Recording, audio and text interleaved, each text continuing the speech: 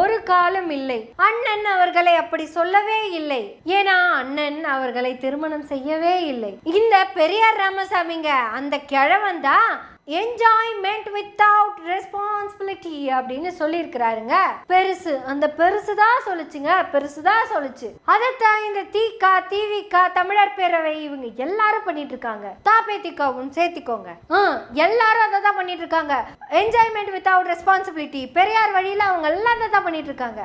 எங்கள் அண்ணன் Senthamizhan சீமானவர்கள் enjoyment without ரெஸ்பான்சிபிலிட்டிக்கு இவர் தான் உதாரணமா? அப்படியா? விரும்பித்தான் போனாருங்க, விரும்பித்தான் ரெண்டு பேருமே விரும்பித்தான் போனாங்க, விரும்பித்தான் வந்து உறவு வச்சுக்கிட்டாங்க.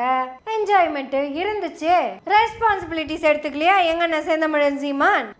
இல்லைங்க, அப்ப அவர் தந்தை பெரியாரிஸ்டுங்க, பெரியாரிஸ்ட். இப்பதான் அவர் மானத்தமிழன், மறை தமிழன், பனை தமிழன் ஆயிட்டார்ல. எங்க அண்ணன் தமிழன் மார்பின் மரபின் படி